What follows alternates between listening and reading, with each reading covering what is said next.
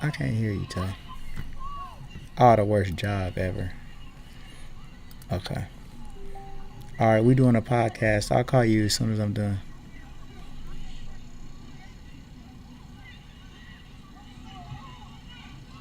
Wow.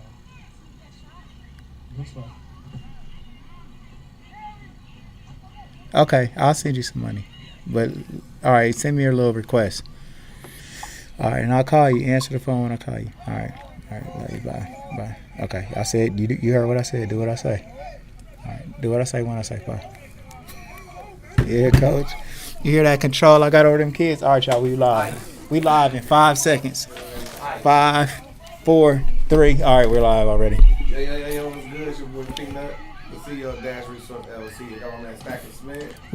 What's up, you guys, man? We got y'all live right in the middle of the worst video you might ever see in your life. Hold on, let me stop this real quick so we can do a proper introduction.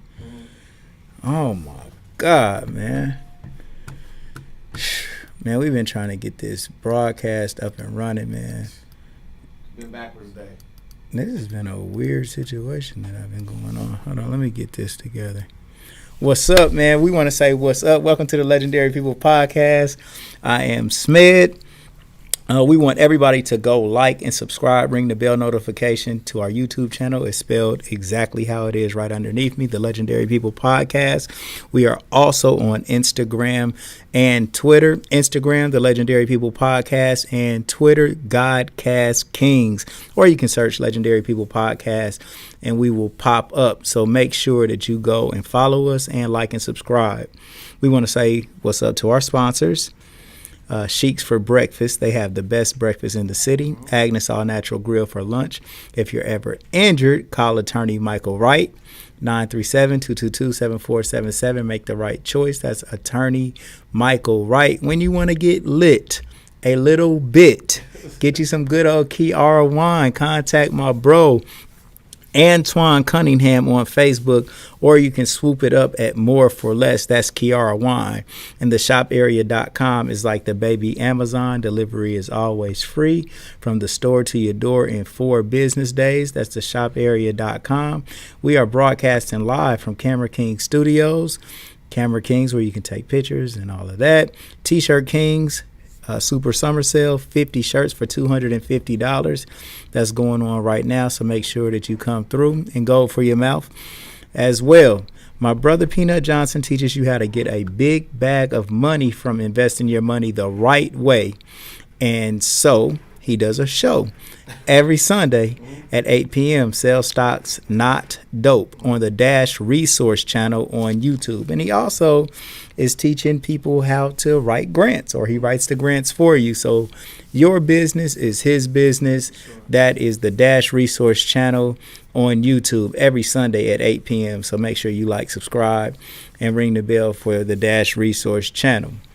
And so now, without further ado, my brother Peanut Johnson, over to you. Yeah, man. So, I mean, we got to get into this viral story, man. So, just to kind of walk it in a little bit, a coach and a parent got into it at a Pee Wee sporting event. Mm-hmm. You can see that, like, everybody saying R.I.P. Coach Mike. This takes place in Lancaster, Dallas. Yeah. I actually did a little bit of background story on it, and I guess the guy who did this has a bunch of arrest records and things like that, and his brother got a lot of money and a lot of influence in that city. So, just roll that beautiful bean footage, which it ain't beautiful this time. But go ahead, Here we go. Here we go. This is the worst thing ever, bro. Yeah, we gotta start that. It keeps replaying though, don't it? It just keeps recycling. Yeah, we're watching the aftermath of the actual gunshots that happened. And me and Coach were talking about it behind the scenes, and we were saying, like, these days, like, we're so desensitized to it, right? Like, the people aren't even calling the police. They're just literally recording and running with their phone. Yeah, that's unbelievable right there. But do want to definitely... Is this the... No, the one next to it. This one? Yeah. This is a refresh. Here you guys go. This is what you want to see right here. And let's turn it up. So is this guy that's walking with the referee the one that shot? No, breaks out on the left hand side. When the camera pans to the left, you're gonna see it like a fight breakout. And you see the coach over there fighting. Okay. And you see the coach get the best of him, you hear gunshots. And you can tell what the coach is, but after this, you'll see him laying on the ground and waiting for the next to him. This has to be a traumatic experience for the kids involved,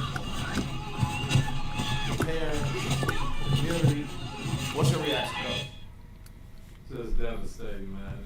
It's ridiculous how you can't even enjoy kids trying to learn the game now, and parents are so far seeing whatever they see in advance of a kid who don't even know how to properly tackle yet. They're already seeing millions of dollars or thinking that kid is the next great whatever, and they're not even a great little league player yet because they're still learning. Mm-hmm. It's just nuts. So, and you know, I'm gonna open this up to both of y'all because both of you guys have coached before. Mm-hmm. Have you guys ever seen a situation that could have unfolded into something as easily as this did? Yeah, definitely. Definitely seen and been in situations that we thought that could go left, but never to the point where you thought somebody would get killed or shot. Been in situations where, you know, a fight may break out, a large argument, things like that, but never to the point where you fear for your life or somebody's life. This is ridiculous. And then not at those ages, like high school maybe and things of that nature, where kids, the next step is dollars and cents. But this age, you don't know what these kids gonna be in. They just playing for fun right now, and parents are serious. Yeah. So, But like you spoke about you being in a situation like that, I want to hear yours. well, I mean, I always assume somebody is going to take it to the extreme. That's why I stay away from stuff like that and give everybody more respect than I might even think they deserve in order to avoid situations like that. And I'm quick to give somebody the juice to just get rid of a dumb situation, man. You know what I'm saying? You can win the argument. If it's escalating too far, nothing is that serious. But I just made some shirts for Fat Sean. All right, Fat Sean, he just got out of prison, man. You know, he been in for a while. But anyway, his son is playing football now. And he said he went to Cincinnati just a couple of days ago, and they was playing a game. I don't know if they was winning or losing. He said, but the Cincinnati parents start acting like they wanted to shoot or fight the Dayton parents at this game. He just told me this last Friday when they came to get some shirts made. And, like, some of this is the reason why coaching, even letting your kids participate in sports, is getting more risky than it should be, man. Because, like Coach was just saying, like, feeling that a game is that important to kill something. I don't care if it was a bad call, if your child even got into a fight on the field. You have to let that stuff go, man. And this is disgusting, man. You know, and it's spilling over into sports. Like, sports was like something that we do in order to like people be like, man, you're doing a good job keeping them kids out of trouble. You know what I mean? But now putting them in sports, it's like, damn, we bringing the trouble to them possibly, man. So it's a terrible situation. I hate it, man. What do you think should be a way of preventing this things from happening? It's rough because everybody's so competitive. You got to go to a place where you're not keeping score, of the kids score within. That takes it back to the parents because they're keeping score. Yeah. Right. You want to take the competitiveness that drives it to this, but then you want to teach kids to be competitive because that's how you make it. Being competitive at the highest level. We just have to. I don't know. It's just parents got to be more coach themselves on how to just be a parent and let the coach do it. Everybody's trying to do somebody else's job. If you wanted to coach as a parent, you should have started a team and coached your team. Other than that, be the parent. Trust the coach that you put your kid under and go from there.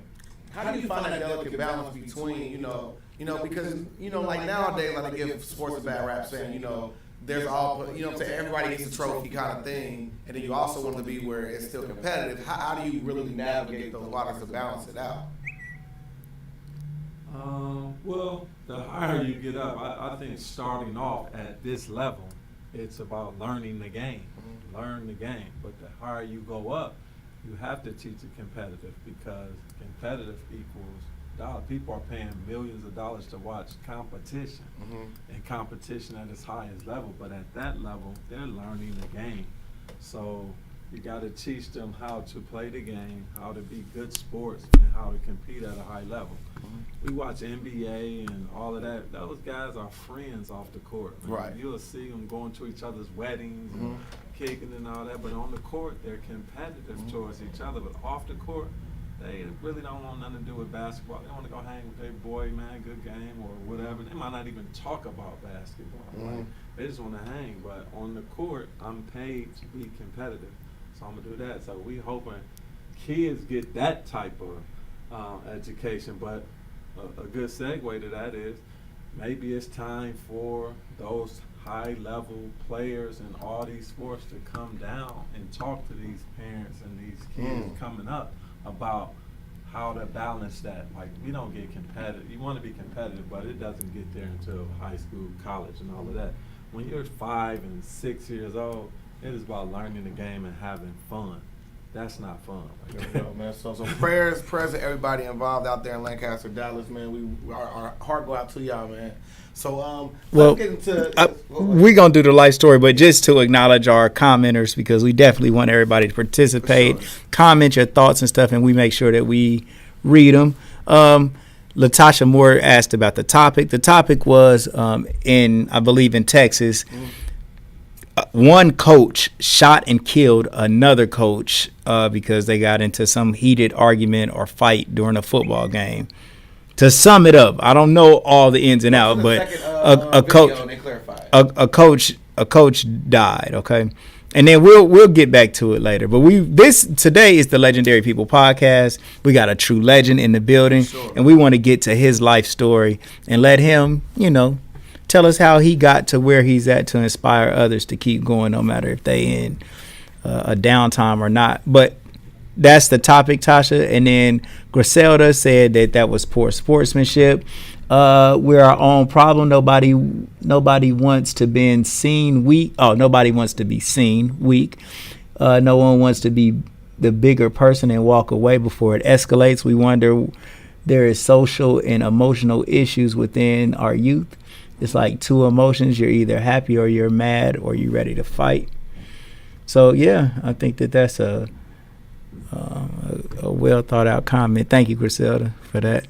And then, P, let's get to Coach Life story. For sure. So here on the Legendary People podcast, we're going to find out the orders of our legends. Without further ado, where'd you grow up, man? And I'm from Detroit, Michigan. Detroit. Born and raised Detroit, Michigan.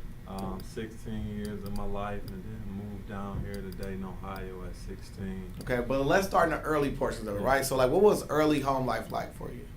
I'm from a two-parent dysfunctional home, but always two parents. So I always value that part of it, man. I tell everybody, and my father was a dope dealer, my mom was a dope fiend, so you do the math on who he's serving. So that triggered me to focus on sports. Stay away from drugs. I don't drink, I don't smoke, never have, never will, because I saw what it did to your body, your mind, and how that took control and you never was in control. Love my parents to death, wouldn't trade anything that I went through in life with them, because all of that made me who I am today. I think God takes you through and puts you in the life you're supposed to be in, and you go from there. But just growing up in Detroit, hard things you saw, but sports was our way out. One of the things I noticed when I moved to Dayton that was different from Detroit. In Detroit, our guys that was hustling and things of that nature would not allow me or my brother to hustle. Once they figured out we had a talent in sports. If you got a ball, then leave them alone. So it was a time when my brother wanted to follow a little bit of my father's footsteps, sell a little dime bag, and the hustlers saw that. They beat him up, brought him to the house, 3 in the morning, knocked on the door, told my father to go get Renaldo, go get Bones, that was my nickname, bring him to the door. Said, y'all play that basketball. We got the streets. Go represent Detroit, our street, our block, and everything in a positive way. We'll sell this dope, we'll sell this. You do that sports. And he said, I want to make sure you see this, so because if you out here, you're going to get the same thing. And that's how it is. But when I moved to Dayton, they was glorifying and wanted to be and celebrate and hang and put the basketball players in harm's way, and that was different for me growing up. Even when my cousins and all that would come visit from Detroit and watch me, they would see the hustlers, how they was like, man, they put them out like that. They hang. That was just non-negotiable. You protected the athlete and made sure he didn't get involved or she didn't get involved in that, and they represented, made sure we went to school. You know, they supported us, and you look nice to drop you off at school, but it wasn't.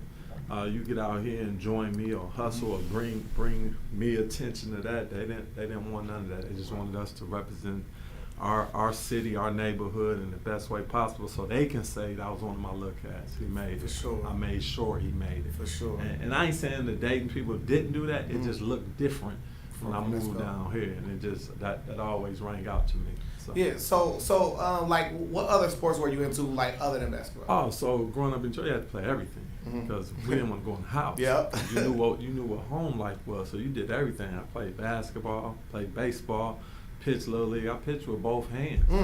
They made rules in Detroit where I had to come out the game because usually just throw me a glove and I switched to another hand and pitch. But they said no, you have to actually sub out the game in order to switch. In order to switch. Football, quarterback, throw the ball with both hands, all of that. We played everything, kickball, frisbee, whatever we can to not go in the house. So now, in hindsight, right? Because me and SMED are saving up for this legendary time machine, right? We're taking cash out donations. I mean, we really about to make a GoFundMe, right? But we gotta make this time machine. We need it. So once you get this time machine, you get a chance to go back. You know what I mean? What are some of the things like that, like look, you know what I'm saying, different compared to kids back then compared to kids now? The kids now are not allowed to be coached, disciplined, or taught or told things the right way.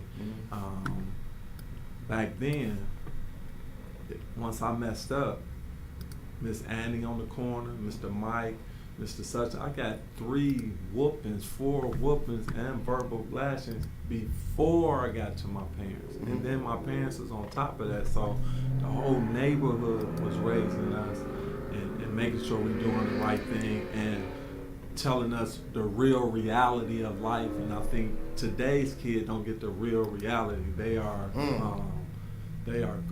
coddled and just protected to the point where they don't see reality. They parents, you can't say nothing to someone else's kid. Right. That'll end up what we just watched, somebody getting shot or hurt and this and that.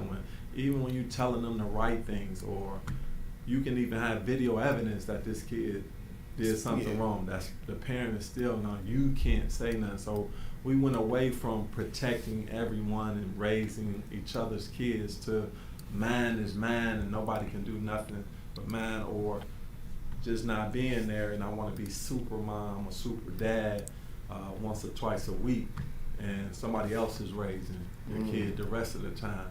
But the difference is we had more people supporting us and raising us and were able to mold us. That's not the case now these days. You cannot mold or give advice to other people's kids because that's disrespectful to them, or that's rude, or that's just flat out whatever. Yeah. It turns into an argument. So you see, and we would speak. Now it's almost starting a fight to say hello to somebody, or and so that was another thing. So in Detroit growing up, when you say what up mean what up, let's fight, what you doing? And so when I moved to Dayton, everybody was a little more friendly, like what up? And I'm jumping like, oh, hold on, what you mean what up? So you know, I just had friends that just, hey, that's just hello, man. That's how we say hello. I'm just hello. So I had to tell people in Detroit, you say what up. You better be ready to get down. So I had to learn those type of things when I switched my environment. Like, everybody not like that. So yeah, it's just today's kid is totally different because today's parent is different. Yeah. Okay. So before we wrap, you know what I'm saying, like like your early beginnings in Detroit, like who are some of your early day one friends? From Detroit, man, still day one. My boy Earl, my boy Seg, still go home. I'm going home to see them this Friday. Fats, my next door neighbor, we grew up, you know, when those people that went through the struggle with me, I starve, they starve. I eat, they eat. They eat, I eat. He wear the shoes on Monday, I wear them on Wednesday. He wear the shirt on Thursday, I wear it the following. Yeah. That's how we do. Those guys I'm still cool with, and there's a lot of others, but when I go home, those the top three I'm gonna see, make sure I see. Check on them and they check on me. So yeah. So, bro, what elementary school did you go to in Detroit? Paul Robeson Elementary. Paul Robeson. Okay, and then what part of Detroit is this? So when you from Detroit, it's a little small joke. There's only one side of Detroit. That's west side. So I'm on the west side. So all the east side is right now in Detroit going off. Yeah. It's only one side of Detroit. So I'm west side. Finkel and Burwood. Finkel and Burwood. So, all right. So, man, went from Dayton. Okay, we look at Detroit as probably a big brother city. Yeah. Like Detroit is like and like I remember, man, a lot of like Detroit drug dealers, man, in the 80s, man, in the early 90s, they come down to Dayton. They come down to Dayton and set up shop. And we was like, okay, you know what I'm saying? Those is kind of like a bigger city. Those is kind of like big drug dealers. Like Detroit might be looking at Dayton like how we look at Springfield almost. Yeah, exactly. In that type of mind frame. Exactly. So growing up in a major city like Detroit, and you coming up in the middle of the drug epidemic, bro, where it was just like crack was going crazy, bro. What type of So what years were you in elementary school? Let's get a year in here. I graduated in 88, so like early, mid-70s. Mid-70s. So come on, let's talk about Detroit, bro. So and man, hold on, we tripping, bro. Your dad was a drug dealer and your mom was she was on drugs. Exactly. And then so people right now is glorifying BMF. Right. That's the movie. Right. Before BMF, there was YBI. Young Boys Incorporated. Okay. That's my family. Yeah. So if you watch BMF at the beginning of BMF, they say when we was growing up, we wanted to be YBI. That's your family. Yeah. So I'm growing up in that where my cousin just did. I'm 52. He's 60. He did 42 years of his 60 years of life. He just got out. He ain't been out a year yet. Dang. Second in command in YBI. My other cousins, you know, but in Detroit, you know how Dayton we got this guy hustling over here, this guy. YBI was one drug gang. Right. City and further out. That's it. Right. It's YBI or die. It wasn't you get to hustle over here, you hustle for YBI or you die. And then, you know, as things turn, people start wanting more. That's where it broke off of. And then that's how BMF and all of them big meets and all them spent off. They spent off YBI. But I grew up in the YBI area where they wore top 10 Adidas, Jingo boots, things of that. You couldn't wear it if you wasn't in the game. Right. And if you did, we check it in. That was the thing. Somebody walk up to you, say check it in. They give me that coat, give me them clothes, all of that type of stuff. So at what age did you notice that your father was actually selling drugs? Did it ever click into you? I knew. I did. I'm sitting there watching it. With right. My family watching it. I did. What was some of the gangster stuff? What was some of the gangster stuff that you actually seen go on, like around you with your parents and? You shorted my dad. You still try to come back. You want to come back with merchandise instead of money. Yeah. So next thing you know, I hit pop, and I never see these people again. that Damn. type of stuff, or some man come offer his whatever to my dad with Yeah. my mom sitting right there, like, I ain't got it, but Yeah. take her in the back, or your son wants some of this. Nah, like, it's that type of stuff growing up. These stuff I ain't even share with my son because I don't want them to know that part. Right. But man, growing up in Detroit was different. Yeah. The one thing I can say is I don't remember a time like now. We was living rough, but my parents both of them was always there. I don't care how bad it was. Mm-hmm. They was always there. So that taught me stick by your people. Protect at all times, no matter how. I don't know what he thought he was doing, in and out. My mom in and out, but always saw 2-parent home. Did your dad ever go to prison? Not prison. Uh-huh. Jail a few times. Yeah. Raids. You wake up in the night, guns to your head, police done bust in the house. 3, 4. That happened? We house got raided about 6 times. Give us walk me through one time. So we in Detroit family, so we would play cards every weekend. Mm-hmm. The family would rotate. That's how families would make money. Mhm. So we'll go. The party will be at my house this weekend. The next thing you know, it's at Monty Chicken House, and then the next Monty Helen House. Later in life, I found out that's how they was transferring. They was hustling. Like a real susu. Yeah. So then, of course, police get hip to that. So everybody at my house one time, next thing you know, 5 cars pull up, people jump out, police at every window, everybody get down on the floor, this and that, kids, whatever. House getting raided, taking everything out, all the gambling money off the table, whatever, doing that. So next thing you know, we back up, shop back up running. We down for a minute, shop back up running again. Mm-hmm. They let you know. People don't. I always tell people, government, police, they let you sell dope as long as they want you to. Yeah. So then we get hot again. Next thing you know, another raid comes. Boom. So you get in the habit of knowing which cars come down your street. You ride down, you're not just gonna ride down Burwood in Detroit, right? Mm-hmm. To this day, Mm-hmm. if they don't know you, Right. yeah. So you have to identify yourself coming down. Like we identify. I just took my son home a month ago.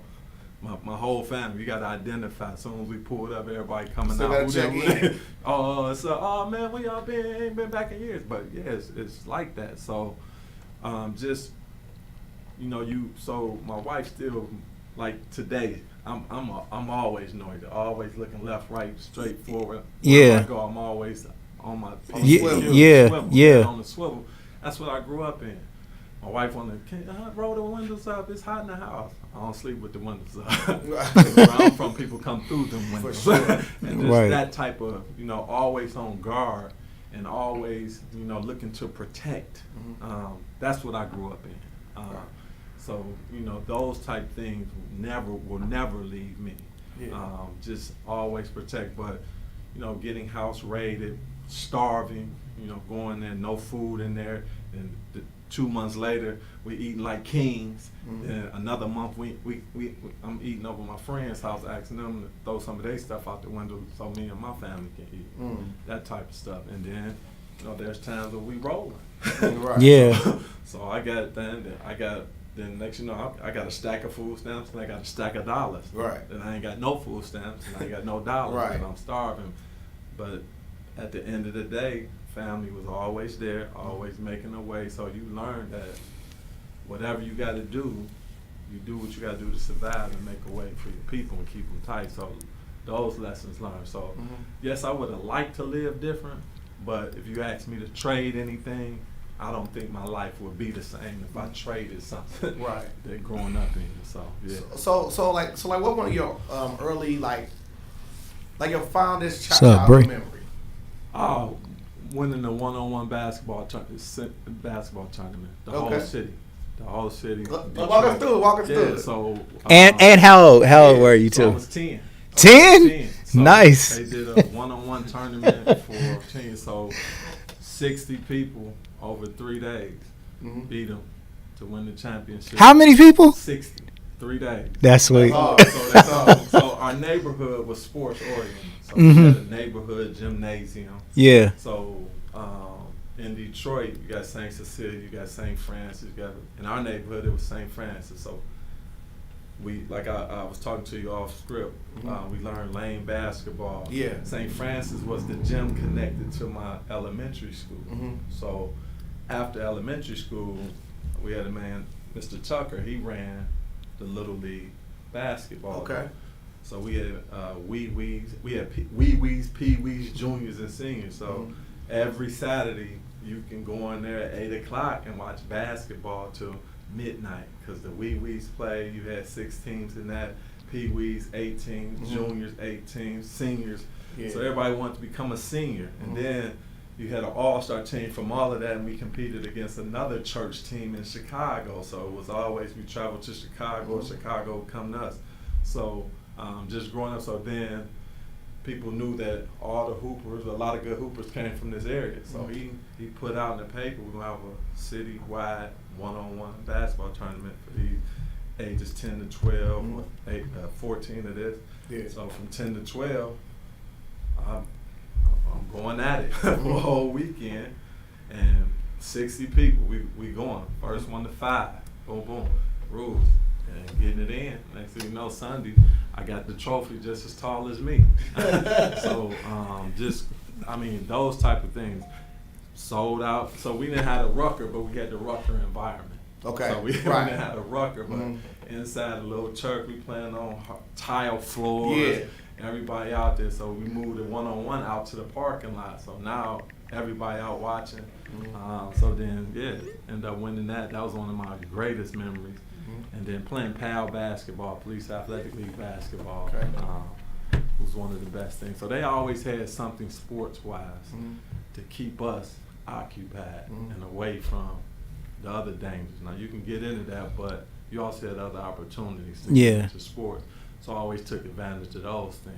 So did your pops and your mom put you into sports? Absolutely not. So my older brother put me in sports. My sisters, they play sports. I have an older brother. I have an older sister, and I have a sister 3 years. So my older brother played everything. So he put me in sports, and my sister played everything. So that's how we survived. We just played sports, and we were all good at it. Was your pops athletic?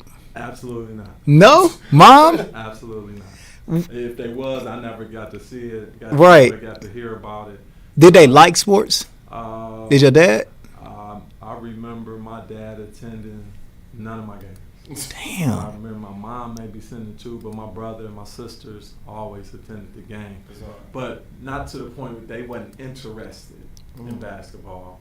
Their job was, I'm trying to make sure we keep these lights on. Yeah. And I know he's safe over there playing basketball. His brother got him. So they knew what we was doing, but that coming to a game, that wasn't anything. Brothers, sisters, neighborhood people, all of that, they come to the game. Parents, my parents was into. Did you go? I know. So, like every child wants the parents to know that they did good at something. So I know you come home and get reports about. Big old yeah, bring the trophies home, tournaments and all that. They good job.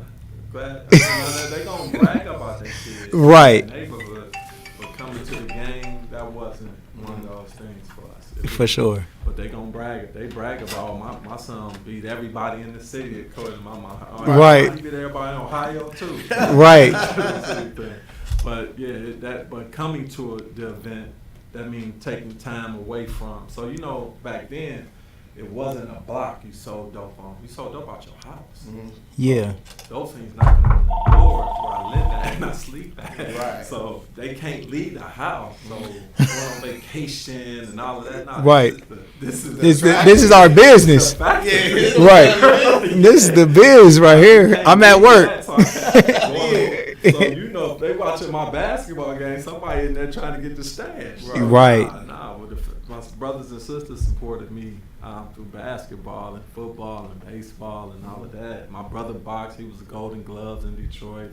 All of that. So, we supported each other, and then the neighborhood supported the athletes in the neighborhood. We supported each other. So that's how it was for us. So I'll be remiss to not ask you if I ask you a fondest childhood memory. What would be like one of your worst childhood memories? My worst childhood memory. Ooh. Let me narrow that down. I got a top 5. But The top 5? So my worst one was being separated for a weekend from my family. Like, so children's services came in, put me and my sisters in a home and my brother somewhere else.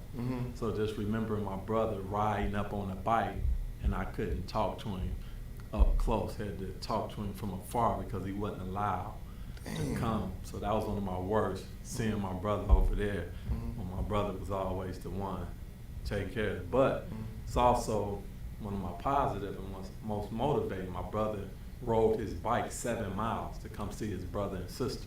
Wow. So the negative part, I couldn't, knowing that he did that, I couldn't go hug him and all of that.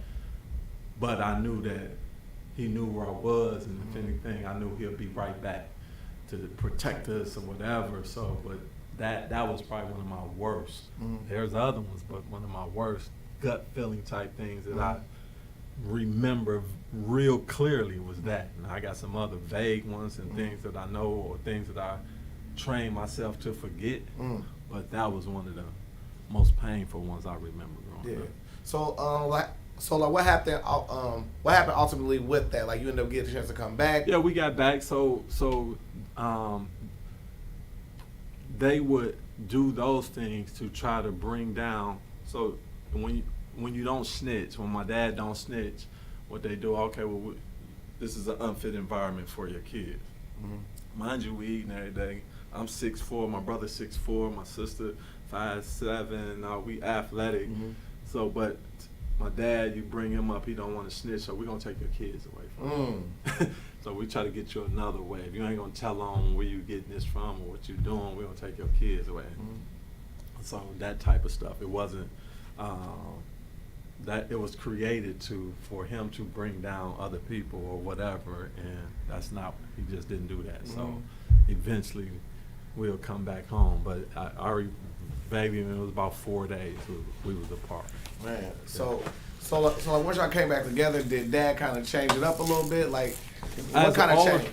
So broke the rule, started getting high on his own supply, and then things went away. So instead of you becoming a dealer, you are a customer, and then things start to dwindle. You know, you got a couch one day, the couch gone. You got a TV, the TV gone. You got this, you got that. So everybody's starting to hide little stuff because you know it'll come up because your parents are selling stuff to take care of their habit. Right. So things of that nature. And then we still surviving. We living off the public assistance, the Focus Hope. It was a place that gave you meals and food and things of that nature. We living off that. Whatever's left after they sell the good parts of it, things of that nature, but just growing and surviving, and then friends and relatives telling you to come over, you eat the meal, then you go sleep at home, you go eat here. Summer programs, we had the summer food trucks, bookmobile. We had a swimmobile in Detroit. A swimmobile? Swimmobile. You see it on BMF, you see a big truck and the people swimming inside this big old truck. We had a swimmobile. What? Dang. You pull up in your neighborhood, you jump in the back of this, basically like a big 18-wheeler with the top all filled up with water. You just swimming. Yeah. Dang, that's sweet. So, yo, if you pay attention, write that one down, if you pay attention to BMF. T-shirt King Swimmobile coming next week. You look on BMF at the beginning, they in the swimmobile. You see them swimming in like a truck. That's the swimmobile. Wow. Yeah, so that type of stuff. So you took advantage of those. Yeah, that's real sweet. Remember, I got that neighborhood gym, so that was a safe haven. So I can go there every day of the week. As soon as I get out of school till late at night, then come home, sleep for a cut. So when you growing up in those type environments, sleep is not important. You just want to sleep as little as possible so you can the next day. I want to be outside. I need the next day to come quicker. Yeah, right. That's how that was. But like I said, I wouldn't change. I would like to change, but in hindsight, I wouldn't be sitting here if I didn't have to learn and go through those things. Everybody wants the picket fence, the 2-family home, eating, doing everything positive. Everybody can't get that. but everybody don't turn out. I think God has a plan for everybody. Absolutely.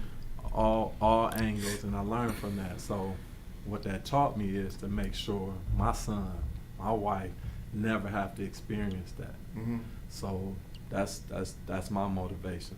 That's why I work hard. That's why I do the things. That's why I celebrate life every day. Yes. I travel. I do all types of things. I want my son. If you read it in the book, they can tell you damn near they almost been there or been there. So that's how I can celebrate life, because I seen the bad parts of it. I always tell people, my biggest struggle is having $20. I don't know what to do with this $20 because if you take the 20, I'm good. I know how to struggle. Right. I know how to make it out of that. I don't know how to manage this $20 because I ain't never had. So I'm still learning that part of my life. Like, Yeah. I got $20, how to make it 40 or how to, but nah, if you take everything from me, I'm gonna be good. Now my son and them might not be good because they never experienced that. But Yeah. I'm gonna make sure they good because I've experienced it. Yeah. That's one of my things is learning how to deal with having. I tell people, everybody talking about, man, I'm from the same hood you from. I've been through your life, and I ain't starved in 30 years, so I don't know how to starve no more. Right. But I know what starving feels like. So I can always go back to that. But I don't, I'm a principal now, so I don't tell people, oh yeah, I'm from. I tell them, you ain't came from no worse than me.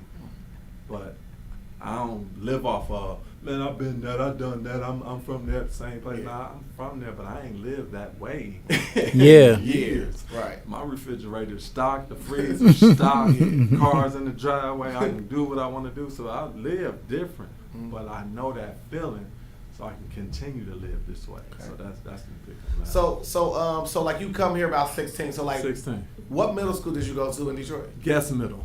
Guess middle. Yeah, so okay. in Detroit, true neighborhood schools. My elementary school was 3 blocks away from my house. My middle school was 4. Right. The high school I should have went to was 10. Okay. So I went to a high school on the whole other side of town. So that's how it was. But true middle school, crazy. Like my elementary, middle school, I only experienced one white teacher, one white faculty member. Middle, high, and elementary, middle, and high. I didn't have more than one white faculty member until I moved to Dayton. I didn't go to school with a white person until I went to Dayton, Dunbar. So that was different from me. Like, oh, dang, right there. Right. Speaking to me. Like, right. Our dog was trained to bark at white people when they came in the neighborhood, because in our neighborhood, white was the police. Or white was the bill collector. White was the one turning off your water. This and that. So our dog, when you hear the dogs barking, somebody in the neighborhood about to do something, to turn off something or collect something or this and that. So so those were culture shocks for me. Like, they're in the school with us. Like, oh, and that's a teacher, and that's that part was different for me. And I'll apologize if I missed this part, but what happened for you to actually leave Detroit so my to brother come to played Dayton? football at Central State University. And so I was in school trying to, live through whatever we was living through. So I went to Detroit Central High School where he played football and all that and left. So freshman, played varsity as a freshman. So the second, football and basketball, or just? I played football and I quit because in practice, that was hitting. Quarterback said hike 3 times, got sacked each time I said hike, and everybody was freshmen, so I took my stuff off right down the field, walked off in my girdle. Right. I'm done with football. Because these are gonna be my line and my people for Yeah. the next 4 years. I'm not playing, I'm a basketball player. Right. So I quit on the spot. Right then became basketball. So I'm playing basketball, freshman, on varsity, warming up for one of the biggest games of the year. Now, mind you, I ain't went to class but twice. The whole thing. So this is the biggest game you're in. The counselor just come in the lab line, pull me out the line, so you can't play. I said, what do you mean I can't play, man? It's the biggest game of the year. And no, You ain't with class. You ain't got no grade. I said, ding. So I had to go to class to play basketball? He was like, yeah. I said, well, you'll never, ever have to worry about me missing a class again. Because the one thing I was great at, and I'm still great at, is that basketball. I know that ins and outs. So Right. you took something, the love, the thing that all I knew was to get me out of here, away from me, because I didn't do this, I made that my priority. So my brother moved me down here at the end of my sophomore year, because I didn't play my. So you didn't get a chance to play your freshman year? Second half, absolutely not. Wow. Coming into high school, well, your middle school years. Middle school, you averaging 42, killing them. You was killing. What's so? And what year is this, bro? This is like in about 79-ish. 78, 79, early 80s. And were high school coaches recruiting at this point? No, because we had neighborhood. Oh, you had your neighborhood So I school. was set to go to Cooley, where all my friends went. Cooley High? Cooley High. The famous Cooley High? That famous Cooley High is In Chicago. That's right. You're right. Right. Cooley High was our neighborhood school. Okay. And all of my friends from elementary, junior high, that's where we was supposed to go. Yeah. My brother he broke the mold and went to Central. Okay. For football. They wanted him for football and recruiting, but all his friends went there. So he went there, and I said, I'm following my big brother. For sure. But in that, though, I'm going across a whole nother neighborhood. Yeah. 3 other gangs and things of that nature. So after getting robbed 1-2 times, You had to walk to school at this catch time? a bus. Catch a bus. Okay. City bus, though. City bus. Yeah, for We sure. don't have snow days and all that. So after that, I don't feel like it. So I learned how to skip school. Yeah. And I learned how to just show up for practice. I learned how to do those type of things. And then thinking, I'm such a good basketball player, they're gonna make a way. Or I didn't even think that even went together. So when they told me that couldn't play, my brother thought other things was gonna happen. Since he couldn't play basketball, he might fall into the Detroit life. Yeah. So he just told my parents, I'm gonna come. I need my brother. So he moved me down here. No place to stay. We living in the dorm illegally at Central State University. I'm living in the dorm. wow. As my brother played football, and then he was in a fraternity. So then I moved into the fraternity house. But Central State football team raised me. Central State University raised me. The faculty ended up knowing my situation, so I got to go in the CAF and eat. I got to go to the Central State football study tables and things of that nature. And back then, they had a bus from downtown Dayton to Xenia. So I would go to practice at Dunbar and catch that bus at 8 o'clock to get me back in Xenia in time. So I had to be back downtown at 8. Now, if you know Dunbar, Coach Haley, we practicing all day. Yeah. But he made a way for me to make sure I was downtown to catch that last bus to that. So how did you start going to Dunbar, staying at Central State? I want to tell that. So I'm at Central State. Then my brother enrolled me into the Upper Bound program. Upper Bound. Yeah. Mm-hmm. Shout out to Dr. Lewis, rest in peace. So I'm in the Upper Bound program, so it's all Meadowdale people, basically in the Upper Bound, Belmont. One of my good friends to this day, Jason Lucky, played for Meadowdale. Keith Eli, Meadowdale. So we had a little Upper Bound team. It was pretty good. So Mr. Dunlap here in Dayton had an all-star team. Mark Baker, Kirk Taylor, Rodale Gist, and all them. So we played an all-star team at Central State trying to get us a little run because we think we'll look good. So they beat us by 30. Oh. But I got 40. So after the game, we got beat up. So the next day, we at the cafeteria table eating, and this man walked by. It's all of us at the table, we eating. And he said, oh man, y'all gonna be pretty good, because he think I'm going to Meadowdale, because all them going to Meadowdale. He said, y'all gonna be pretty good. He said, yeah. He said, and they was like, yeah, we're gonna be pretty good. He said, yeah, but y'all ain't gonna beat Dunbar. This is the first time you ever heard that in your... So I'm from Detroit, though. Yeah. I don't give a... I know Dunbar. We're going to Right. kill Dunbar. I'm here now. Right. But I'm the only one talking. There's crickets behind me. Right. So I'm looking at my guys. I said it again, man, we're going to kill Dunbar. I'm here now. nobody say nothing. And then never forget, Keith, Eli, and Jason said, "Yeah, we're gonna be pretty good with you, bro, but we ain't gonna beat Dunbar." I said, "What?" I said, "So I already know I got 2 losses." I said, "Sir, how the hell do I get to Dunbar?"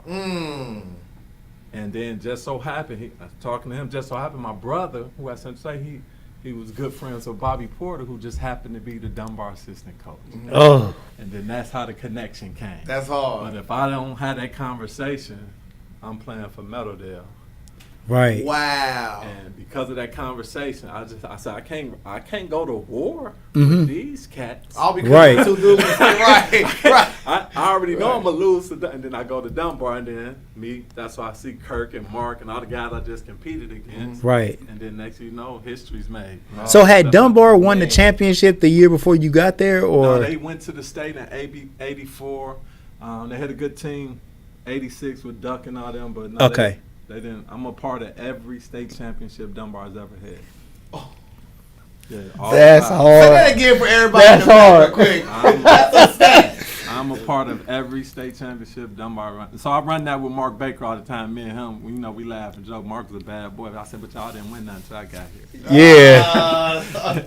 And the last one y'all ain't win, I was on. So I have 4 state championships as a coach and the one as a player. So every state championship in basketball that they've been, even the ones they lost except '84, I was a part of. So Wow. So when you get to Dunbar, like, tell me the vibe, man. How you? Dunbar, cold shoulder, Mark, Kirk, Troy, they give me the cold shoulder a little bit. Yeah. They remember that 40 I just hit. So somebody thinking they position.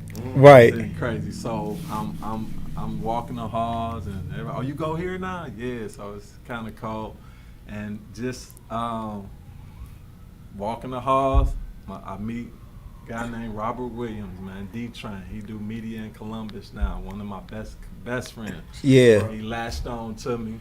He ain't one of the most popular guys, but he popular because of his personality. Yeah. So me and him locked up and just, he's showing me the ropes. So I walk in the gym, it's gym time. He's the one talking stuff and saying, this boy say he can hoop, coach. And coach say, well, coach threw the ball out. Haley is the coach. Haley the coach. He throws Legendary Haley. Haley. He throws Haley. the ball out. And me and Rob playing one-on-one. Whooping. 8-0. Coach said, oh, yeah, you done bit off a little more than you can chew, huh? And he started laughing, but me and him became best friends like that. Next you know, I meet Coach Haley, wait for basketball practice, get on the basketball team, and history's made. Me and my other closest friend, Micah Garrison, we on the second team, and we just going at it. We going at Mark Baker, we going at Kirk Taylor every day in practice. So 9 games in, I tell Coach, I'm tired of coming off the bench.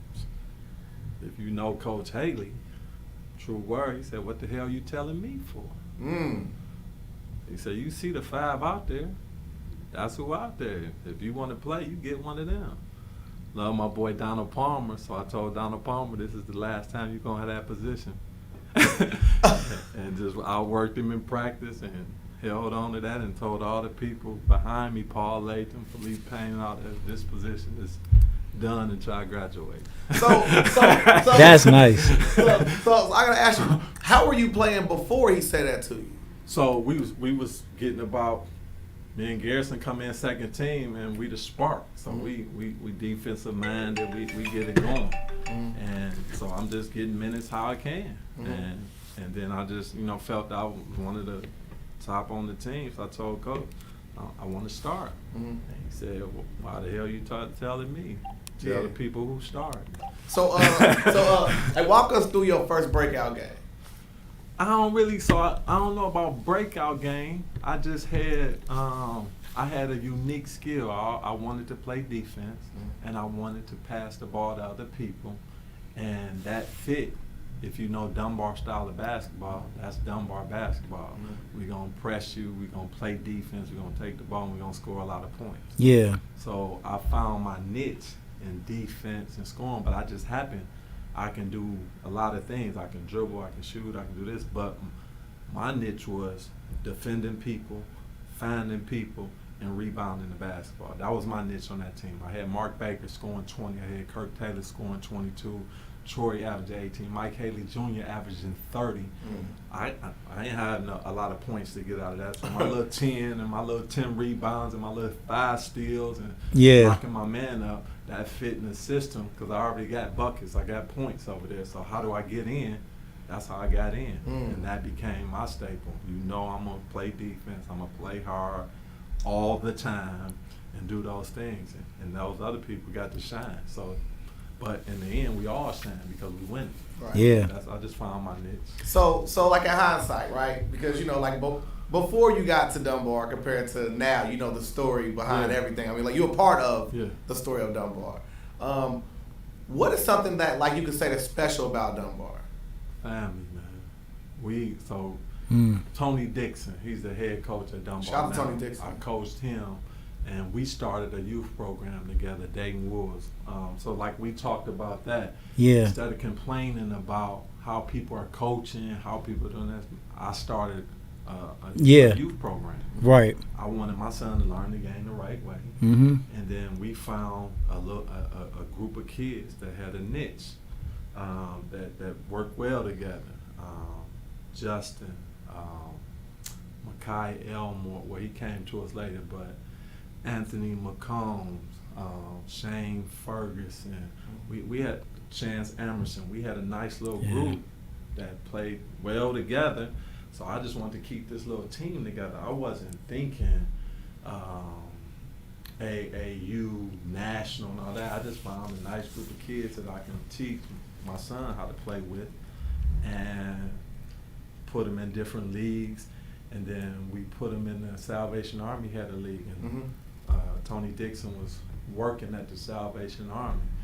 And when Justin was in fourth grade, the coach that was coaching the fourth grade, I didn't think was a decent coach. So I said, Tony, I would like you to, Tony was coaching the fifth grade group, I said, man, can you get that fourth grade group for me? And he ended up taking the fourth grade group. Okay. That was nice for too. Salvation Army, but I had him in the summer. Third grade. Yeah, so I had him in the summer. Mm-hmm. Tony had him in the winter at the Salvation Army. That Salvation Army team was nice. So we That coach was him like sweet. that, and then so I'm just putting him in different leagues. We playing in the Kingdom, we playing in the Metro, we playing in things like that. But Tony Dixon he had another vision. He knew about Nike NYBL. Everybody know EYBL, but before that, with that, they had a youth development league that traveled around the country. Right. So he got us in that group, and we out there getting manhandled. We competing, but we getting manhandled. So I stepped back, let Tony on that, and you handle this. I'm gonna just be your assistant. Right. This is your, this is your dream. Right. I'm gonna support you as the assistant coach. So we switched roles, and from that, we just built our Dayton Wolves program. We went NYBL. We playing in Pigeon Forge, Tennessee. We playing in Washington D.C. We in the MIT, Maryland Classic, things of that nature. North Carolina. Yeah, all over. So we taking our lumps, but we competing hard. So we getting respect from the major Nike programs, things of that nature, and we popping a couple of them too. Right. Yeah. So we popping all Ohio. That was the dogs as they grew. Yeah. They 5th, 6th, 7th grade. We national now. We competing hard. Yeah. And Beanut, we have never lost. I'll say it again. We have never lost to All Ohio as we coach. Yeah. And they were the Nike team. Shout out to Jerry Watson, them my boys. But we had that group that just graduated in 2021. That group was the group around here. So we just built that, kept building. Next thing you know, we on the EYBL stage. Our kids playing on that stage. We had a younger group, Makai Elmore and them, 9th grade, Coach D coaching them. We got them on the scene. So now our kids are nationally known. And then we linked up with Chris Wright and switched over to team flight because we had some financial backing for it. But our established scheme was Dayton Wolves. So shout out to Chris for backing us, and team flight is what it is today. For sure. And he's doing great things. But just found a good group of kids, taught them the game the right way, and watched them grow. And all of them just graduated. Went to my son in his second year of college at Holy Cross College. Anthony McCombs just signed with Bowling Green. Chance and them are at Hocking College. Mackay Elmore, Mid-American University. So we proud of what we created, and we still got kids out there going. Twan them at Dunbar right now. They was in our younger group. So we felt we had a nice impact on the city as far as youth basketball and teaching them and playing and putting them on the stage to be successful. So that's one of our greatest memories of that. But it all started with the Dunbar family. There we go. Tony Dixon played for me. Coached at Dunbar since '94 up until 2017. But Dunbar is a special place. It's really special for me because it changed my life and kind of almost saved my life. So when you're talking about Dunbar with me, you're talking about family, you're talking about loyalty, you're talking about people who go hard for each other, on and off the court. So Dunbar for me is family. To answer to your question, deep-rooted family. Yeah, for sure. I mean, like your wife, brother-in-law, all that. Yeah. So my son had to go to Meadowdale. My oldest son graduated from Dunbar. My youngest son had to go to Meadowdale because of a rule change. And shout out to Coach Chastain for doing a great job with my son. But he was raised in Dunbar. Right. Yeah. He was the little kid running around all the practices through all of those. Was it weird seeing him in that different jersey? Yeah, so literally cried like when I told him he had to go to Meadowdale because that's the rule, and not that he didn't want to go, but all he knew was Dunbar. Right. So he went to Meadowdale like a man, did his thing, and he had the opportunity to go back his senior year because he said, "Dad, I don't want to be the only one in the family don't graduate from Dunbar." Okay, so he did get a chance to go back to Dunbar. That's what's up. Played at Dunbar. True blue blood. So I'm proud that all three of us got to wear the number 24. That's nice. But, the Meadowdale journey made him who he was. Then the Dunbar just topped it off. So, like I said, God has a plan for everybody. For sure. And you have to go through certain things and appreciate what He's taking you through so you can become who He wants you to become. So, right. We ain't mad at the Meadowdale experience because that's part of his. I love my Meadowdale experience, bro. That's part of him. But for basketball, growing up, I'm a Dunbar coach. We went. All he knew was Dunbar. He hadn't practices. I didn't even. That was the babysitter. Right. We get to the gym. I don't know. He just running around. All the people in the stands know who he is, and that's what he knew. And I got two daughters that went to Dunbar and graduated from Dunbar, and they love. It's a different experience. They love Dunbar. You don't. Yeah. I mean, the Dunbar pride is on another level. Then on top of when you play sports at Dunbar, you can go anywhere in the world. You say Dayton and you say sports, somebody gonna say Dunbar. Yeah.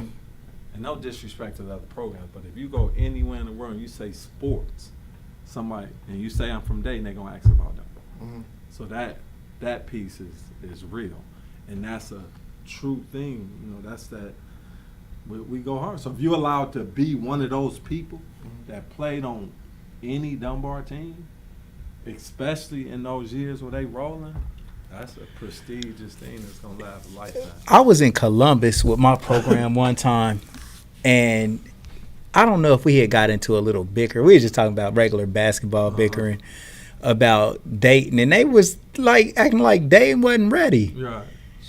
And like, number one, Dayton go crazy over Ohio. Like, bro, like we produce the best talent to me. Yeah. But they didn't act like they wasn't recognizing that good enough. And I was like, well, what about Dunbar?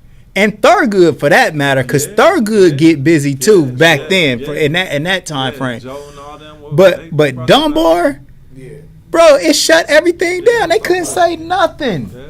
They're like, yeah, Dunbar. Okay, yeah, you right. You right. Yeah. And that's overtime. Thurgood had they nice run. Yeah. And Juan and Joe and all of them, they They did good. That. Yeah, for sure. But see, the thing about them too was, it was a competition thing, but it was a love thing. So we repping Dayton. Right. And it was Dayton against whoever else. Mm-hmm. So, yeah, man. But when you say Dunbar and you say basketball, that football, track, that's just what it is. But definitely when you say basketball, a lot of people gonna get quiet. So I gotta ask you, man, like $1 million question, man. $1 million question.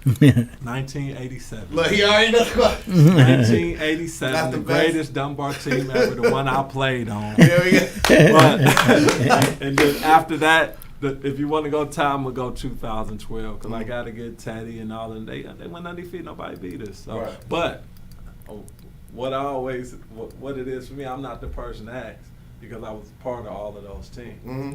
So all of them was great. But of course, I'm going to say in my 87 team, I think we would have beat everybody. All of them. Cooking them. All of them. Oh. I think, so that's our argument.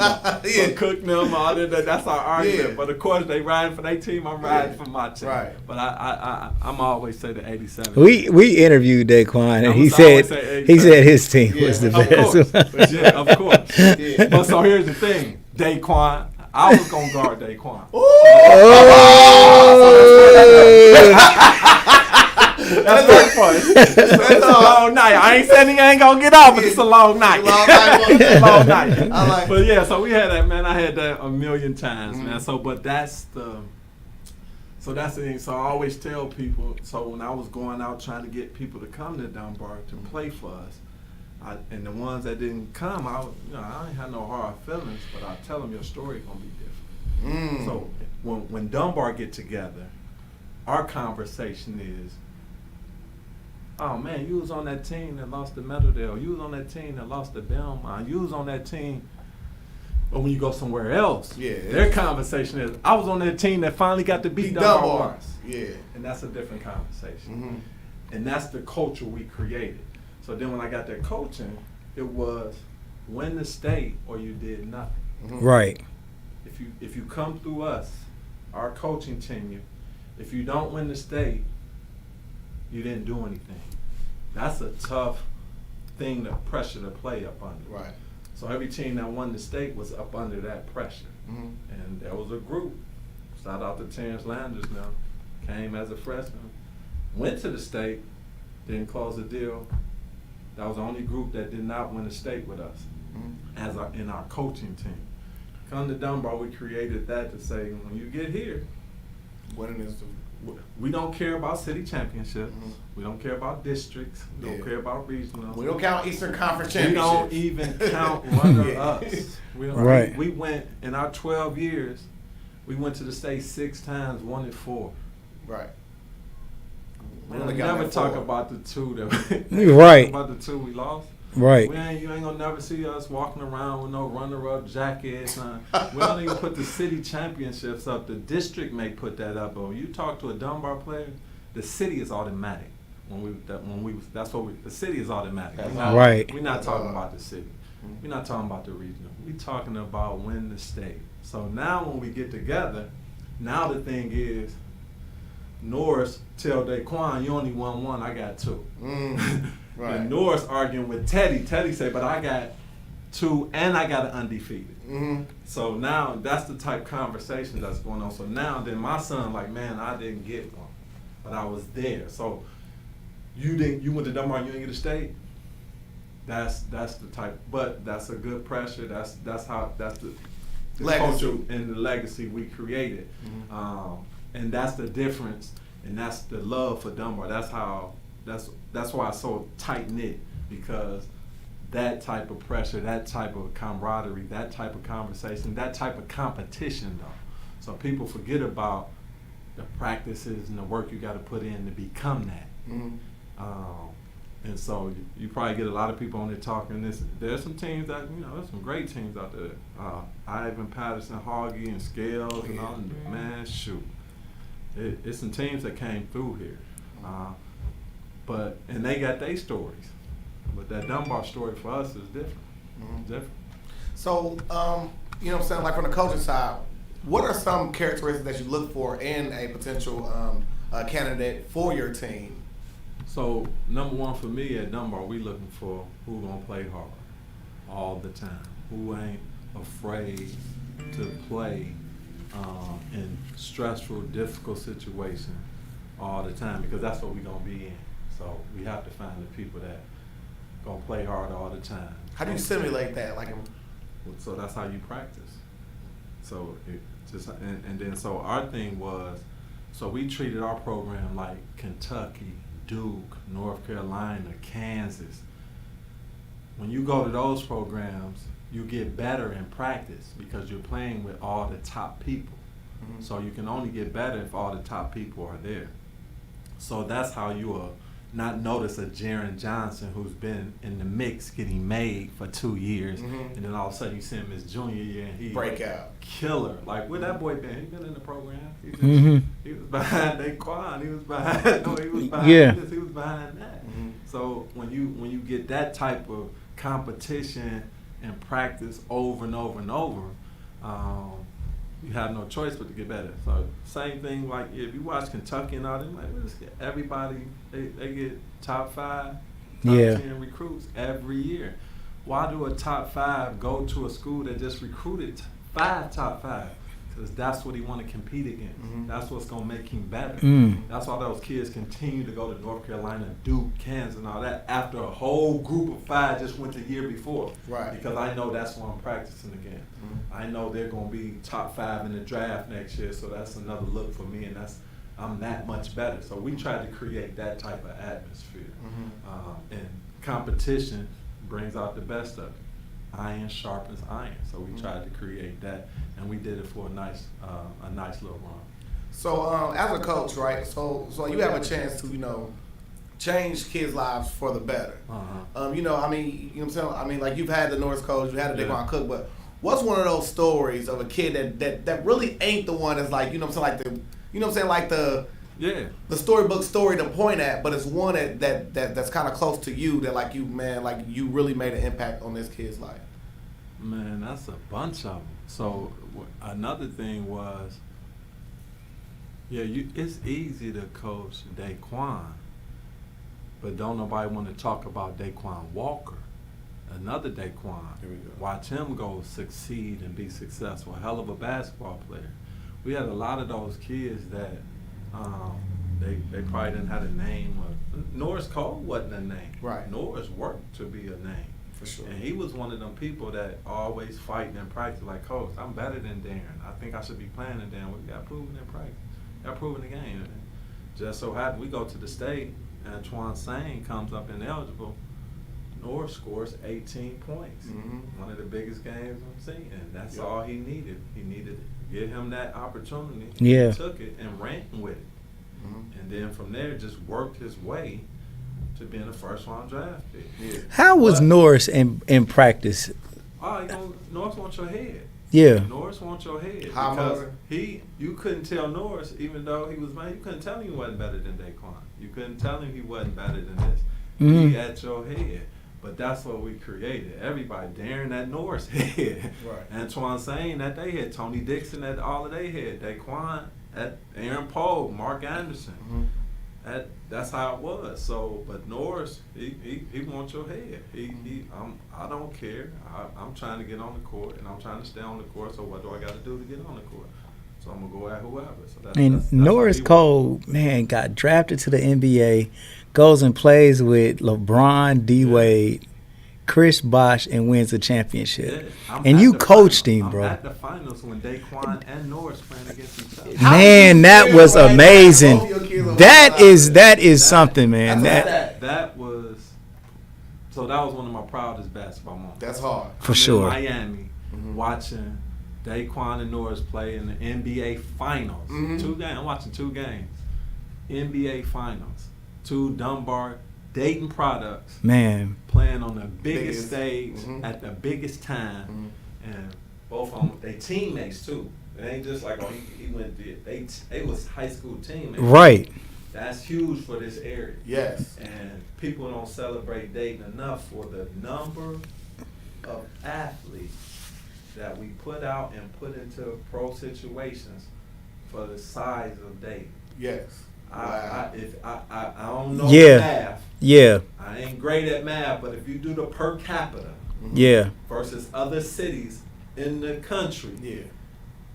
Dayton has to be 1 or 2 Yeah. for the size Yeah. Man. of how many athletes they put in the NFL, NBA for this size. Mhm. It's unmatched for the size of the city. Now, Did I'm saying Pooh you and gotta Norris do it. was they ever on the court at the same time during the finals? Yeah. Was they? Yeah.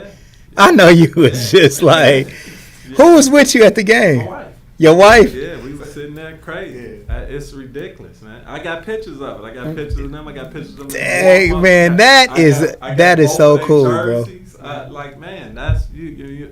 That's How many people that's get to cool. experience that? How many people get to experience Not that? many. Yeah, so That's in all. the Not many, finals, bro. man. Especially for a high school coach. That's Yeah. hard, Yeah. bro. A public high school coach. Like, this ain't like it's some Inner city. basketball inner city. city. Exactly. It's not like Ain't no fix. You feel like yeah, like a prep school that people are going to Right. just for basketball. Exactly. You produce this out of the inner city. Yeah, Right. that was amazing. That's a stat. That was For amazing. sure. That was amazing. So yeah, that You- was no problem. You walking on some GOAT status right now, and you win a championship at Dunbar yourself. You lit. That was amazing. So Yeah, that's nice. That was the utopia coaching. So Yeah. you go like I made it. What can you say? So then Man. when you come back, how 8th grader gonna tell me he ain't coming to Dunbar when I just left the finals? Right. What you mean Right. you coming to Dunbar? Right. You trying to go to both of them first round draft picks. Mhm. Right. And I'm talking about Daquan was the first round the minute he came out of his mom. Yep. Norris worked his way to the first round. yeah. So you got both sides of it. Mhm. So both of them first round from Dayton, Ohio, practicing at Dunbar in a little raggedy gym. Mhm. What else can you say? Right. And both of them now back doing camps and all that for their city, doing great things for their city. And Mhm. so, I mean, so But when definitely something in the water. yeah, you telling me I'm not coming to Dunbar? Well, yeah. If you trying to do this, that's yeah. So, but like back to your basketball Yeah. at Dunbar, right? So, ultimately, you know what I'm saying, like you win, right? So, Yeah. like, what's it like to win as a player at Dunbar? I'll tell anybody. Out of the 5 that I got, the one that I played in is the most special one out of all of them. And Mhm. that's going to be for anybody. Because that's your blood, sweat, and tears. Mhm. That's your scars. Who'd y'all beat in the championship? Camp McKinley. Camp McKinley? Yeah, Were they good? Oh, yeah, they're good. But they wasn't better than Cleveland St. Joe before that. Treg Lee and all of them. Mm-hmm. They got 3 7-footers on their team. And Is that who? Oh, y'all beat Yeah, them. we beat them in the semifinal. Okay. So Okay. they got 3 7-footers and 2 first-round draft picks on their team, and they got 2 6'6" guards. But what people don't know about that team, they got Elvis Gerback, who was the Michigan quarterback and pro quarterback, and Desmond Howard as the backups. Oh, I think They you know come- what? I they think coming Baker off the told us. bench. They coming off the bench for this team. Yeah, I think Baker told us his story though. Yeah. Baker played. Yeah, That's a championship that we won with Kerr. Okay. So they got them coming off the bench. You got a Heisman Trophy winner. Right. coming off the bench. Right, And right. The quarterback throwing it to him. They was awesome hoopers too. So Yeah, that's nice. And that was one of our biggest things. So we felt once we beat that, Camp McKinley was just in the way. Right. Yeah. It was a great team, but we had felt we had already did what we had to do. We just got to come out and play our game on them. But yeah, that was my greatest winning. And player. I watched that championship game because they had it on TV here in Yeah, Dayton. you can't beat that one. And man, we all sat around as a family and Yeah. watched that But Dunbar that's team what- win the so- championship. And what made it real special, that was the year they was renovating St. John's Arena in Columbus. Mhm. So we played the state at UD Arena. So you a mile and a half from Dunbar, you already know what the It was lit. It's a parade. It's crazy. up in there, it's right down the street. Yeah. It's a home game. Yeah. Back then, we played some of our home games at UD. Yeah. We had triple headers at UD. Right. Oh yeah. Our gym. Yeah. People, it was crazy. I mean, sold out. Like the news, like it was on Channel 7 or some kind of TV. He scalped the tickets for $75. These are $6 tickets. He scalped them for $75 each. Right. How big that was. And this is Big Brother went to Central. Yeah. Yeah. He scalped the extra tickets for $75 a pop. That's a lot of money back then. It is. That definitely is. For a $6 state championship ticket? Come on, man. Yeah. It was crazy. And all blue up in there. And the city came out and supported it. So that helped. We was a little upset that we didn't get, you always want to go to Columbus and play in that. But in hindsight, we played at home. Man. A sold out crowd, which is what NBA in pro football team, you want the home court advantage. Yeah. We just didn't know at the time, but now it's like, oh yeah, we playing at home. So it was ugly for them. Wow, man. Wow. Yeah. So like, what's your plans during high school? Like, what are your plans for after high school? So I'm still on my Detroit thing. I'm going to the NBA. I'm doing that. So I'm trying to get a college scholarship. So I'm playing as hard as I can to get a. So I'm getting a lot of JUCO, NAIA, stuff like that. But so I had Mark Baker, I had Mike Haley Jr., and I had Kirk Taylor. Them 3 All-Americans. Right. So I got every college coach in the country, top level. Kirk went to Michigan, Mark went to Ohio State, Mike Haley could have went to anywhere in the country. Yeah. So I got all of those coaches in it, and I never forget Randy Ayers, who coached Ohio State. He's coming to recruit Mark Baker. So he watching us in practice, and we going at it. So after practice, he come up, he said, man, I done watched y'all play about 7 times. He said, now I ain't saying you're an Ohio State player, but you definitely gonna play college basketball. Okay. And I'm gonna do everything in my power and resources to let everybody know about you. Yeah. So Mark Baker had maybe 1,000 letters from D1. I had 1,000 from D2 and NAI school, so I'm getting recruited just as heavily. Yeah. But just the next level down. Right. So I ended up going to the University of Charleston in West Virginia, having a great, outstanding freshman year. So the next year, Wright State wants Mike Haley Jr. bad.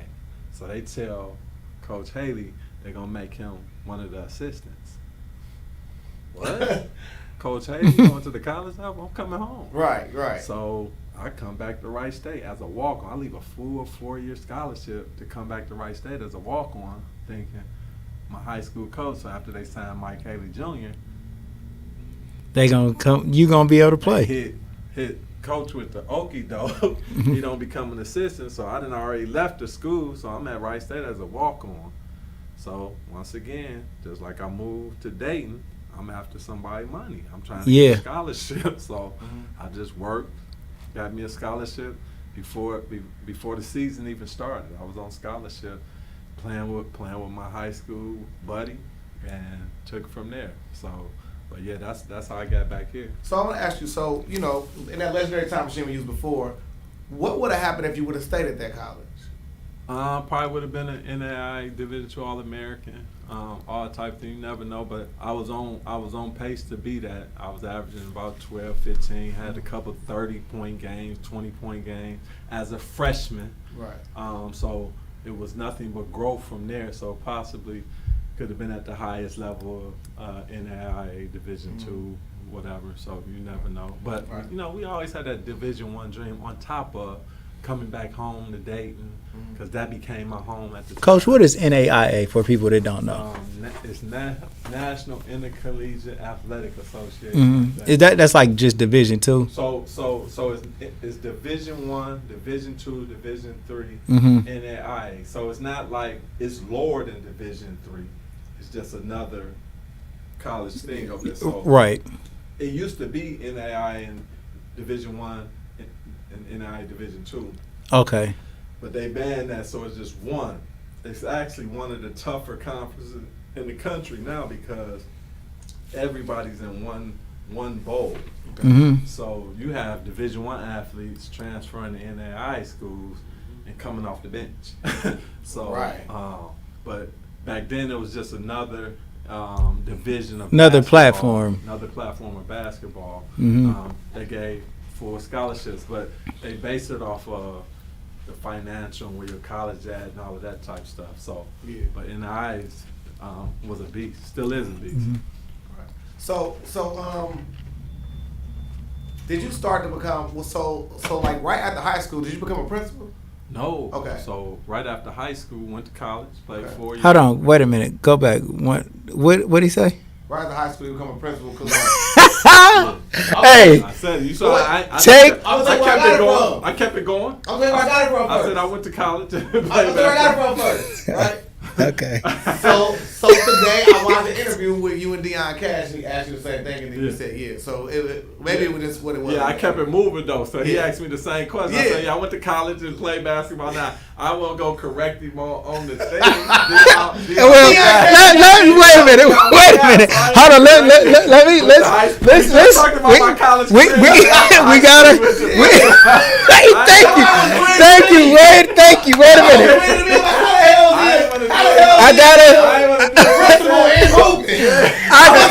Listen. I just kept it moving. So I want to go break it down. I gotta do this though. This is important. This is really important. Listen, we didn't tell you this before we started the interview, but we act like we're interviewing you. But really, we just want to take points from each other for saying stupid stuff. Yeah. And anytime, right. And so when either one of us makes a mistake, I don't care if it's in the middle of an important part of your interview, we stop the interview and embarrass embarrass each other by taking a point.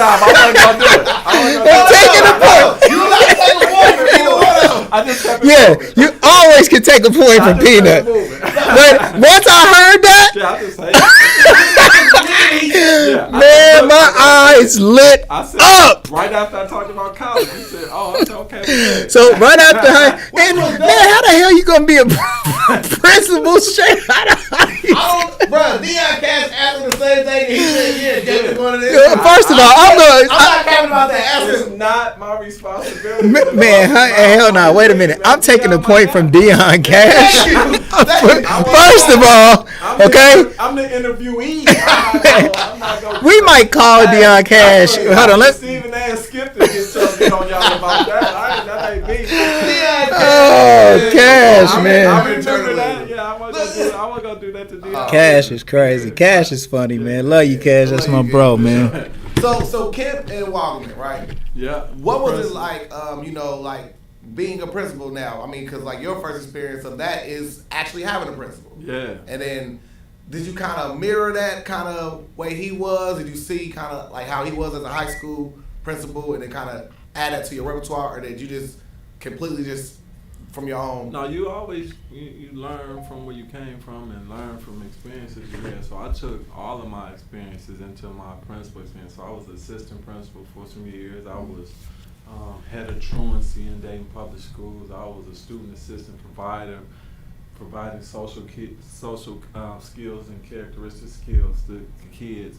And so I took all of those experiences, all those different people I encountered through the years, students and staff members, on helping me become a better principal. So now I'm at Horizon Science Academy, Dayton High School down the street. So they're getting the benefit of 26 years of trials, tribulations, learning experiences, growth, pains, things of that nature, to make it feel like I'm one of the best principals in the area, based off of those experiences. But it taught me a whole bunch of things on how to treat staff, how to treat kids, what type of culture to create so kids will want to come there, what type of culture to create so parents will want their kids to come there, what type of culture to create so staff members will want to come and stay there. So I learned all those things through my experience through Dayton Public, Springfield, National Heritage Academy, being the principal at Kemp, being the principal at Walkerman, getting fired at Walkerman.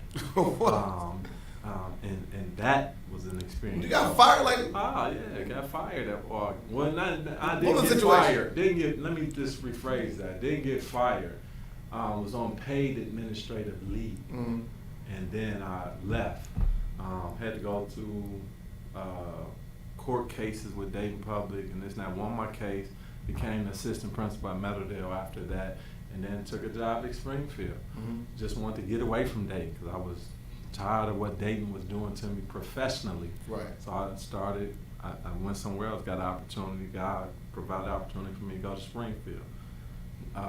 Came back to Dayton at a charter elementary, like the charter setup. Sat out a year, and then middle of the year went to Horizon in 2018 and been there since to the present. So, like I said, learned a lot through all of those experiences, good and bad and negative. No ill will towards any of the districts that I worked in, but I'm in a place now that, man, I'm about to retire in 2 years, so you can't tell. I'm good. What's so to actually have a principal come on this show is amazing. You know, we've been referring to you as coach this whole time, but you are an educator and a professional. You are a principal, bro. And you came in here to chop it up with us. Unbelievable. I can't believe. You sitting over there downplaying what you do for the community too, man. This ain't about you. But that piece made it easy for me to come in here. Yeah. People ask you to come do different things, but you want to match the energy and the respect and what other people are doing in the community as well. You do a lot of things in the community. Nah, I appreciate that, bro. So, but I get it. But the point is that, like, you even acknowledge that, and you know that that's the type of principle we need. Gotcha. Somebody who is actually connected to what's going on in the community. And I mean, I don't say that other principals aren't, but I do think that it's real cool that a principal comes here and chops it up, man. And like, your story is amazing, right? Do you think all of the things that you've been through, growing up in Detroit, how your parents, the things that was happening with your parents, your home life, man, moving, being on your own, seeing a lot of the struggle, but now you can come and you can deal with kids who are going through similar situations, and you can relate to what's going on? Absolutely. You use that experience? Absolutely. That's who I am, man. But I learned that the hard way. Sometimes you learn from the hard way, but I learned how to be a principal for the people in my building. So I'll say the people, but it's the people in my building, my students first and my staff. So all of those experiences taught me how to be that. Kids taught me how to treat kids better. Staff members taught me how to treat staff members better. Yeah. You hear different districts taught me how to be a principal. I mean, I work from 7:30 to 4, period. Period. Yeah. Not 4:01, not 4:02, 7:30 to 4. Right. So from 4 on, it's my family. Right. One great thing Coach Haley taught me that I resonate and took to my professional career, my coaching. He always told, when I was really into coaching, I'm into it. If you talk to any of my players, I'm 24/7 coach. So one time he pulled me to the side. He said, "Oh, don't be coaching so hard, coaching other people's kids, and forget to coach your own." So that was like, don't forget to parent your own kid. And I was doing that. So at that minute, I stopped. I never missed one of my older son's games, but he was the product of me missing a lot of things, coaching hard for Norris and coaching hard for Daquan. I missed a lot of Renaldo Jr. stuff. But when Coach talked to me that day, I stopped. Never missed nothing. Right. Created a program for Justin. Yeah. Right. Life balance is huge, so I'm big on that. So I teach my staff 7:30 to 4, get it done. Bust your butt 7:30 to 4. You ain't got to leave at 4. Yeah. But your principal gone. Right. If you want to stay later, that's on you. But Right. you off at 4. Right. And I'm encouraging you to be off at 4. Go home, be with your family, because what I had to learn is what people respect and interested at home. If you respect and show interest in what they have at home, they come and work harder for you at work. Oh, you know what's real cool about what you just said though? Work when you respect. Like I had to learn that. Like, you know, I got kids. That's hard. You know, and I had a teacher who dog died. She wanted to miss 4 days because her dog. I'm like, yo, dog died. You want to miss work? But that was her baby. Right. Yeah. I'm relating that. I'm like, yo, that's a dog. Right. That's her baby. Right. So I had to learn, like, this is what she loved. This is what she respects. So I had to, you know what, go ahead, because I got a kid. I'm not a dog lover. So I didn't understand, like, why you got to go that hard for a dog. Right. But that's what her life was. That was what one of her interests Oh, was. So yeah. I had to learn that. So when I started learning to respect and understand my staff and students, what they're interested in and what they care about, and respecting that, then I became a better person. Like, okay, oh, this happened to you? Your cat died? Or your cat is in the hospital? Go spend time That with your empathy. family, because that's their family. Yeah. That empathy.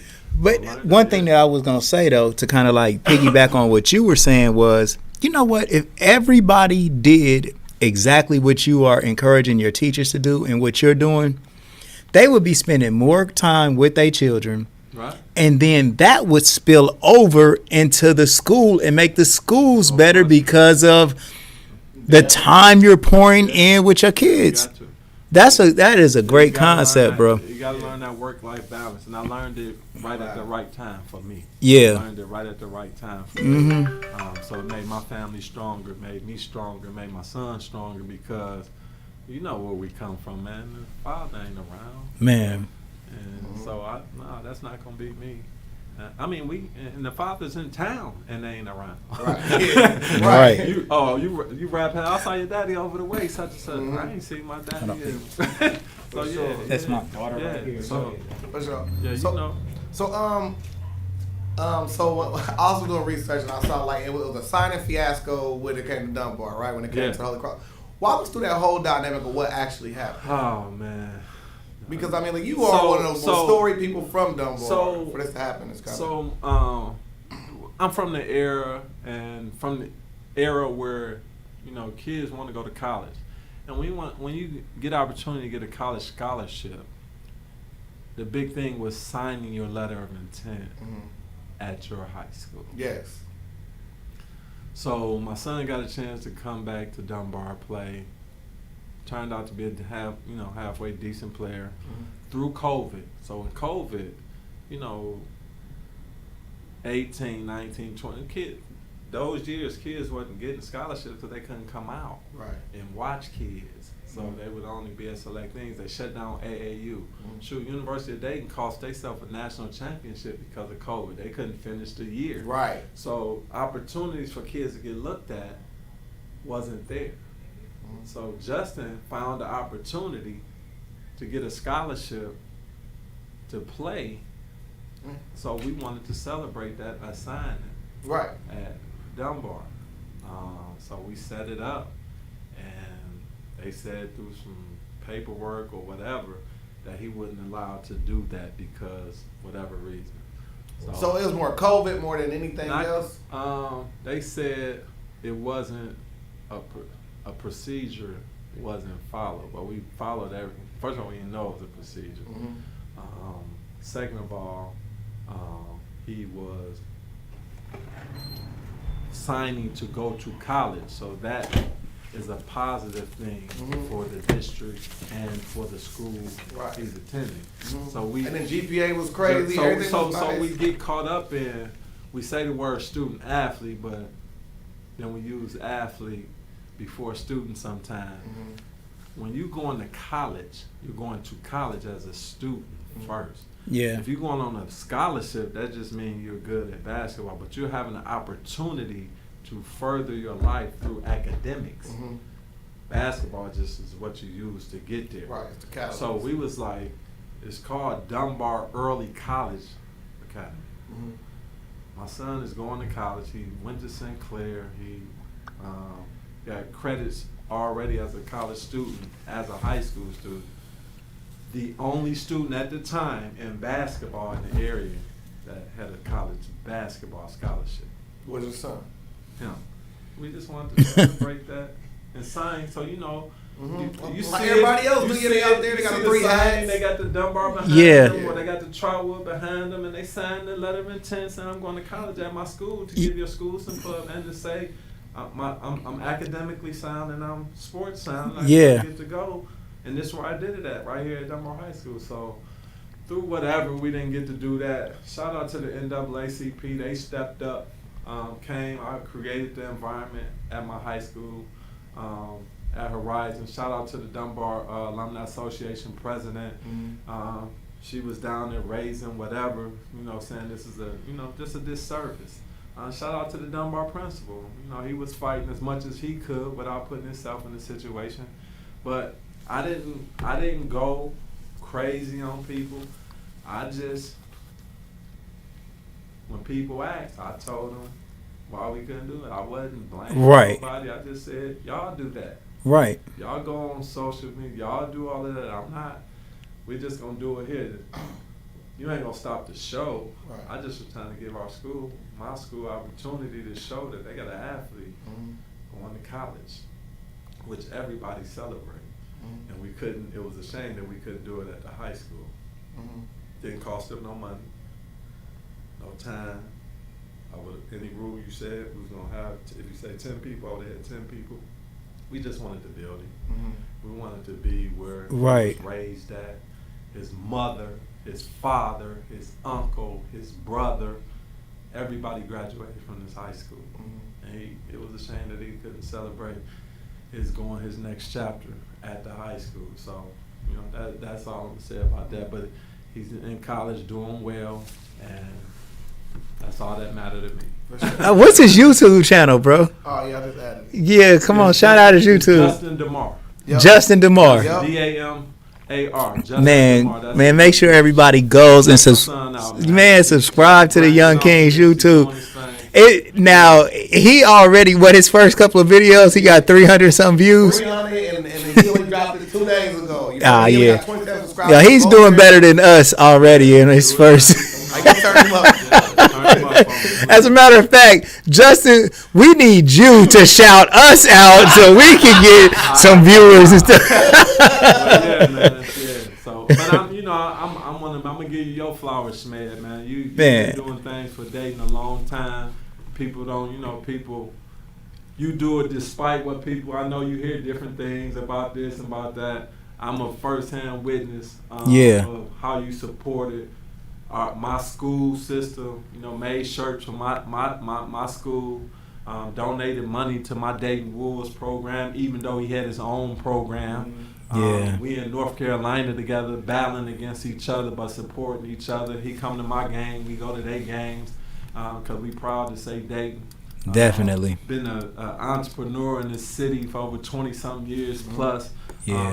Serving the community in a positive way, raising other people's kids through his programs and things of that nature, parents and all of that. So I'm gonna shout you out, man. Nobody else. Man, that was so cool, bro. Man. Straight up, man. Seen it. So I ain't just blowing smoke. I seen it, and I was part of it, and it impacted what I was doing as well. So I'm here at T-Shirt Kings.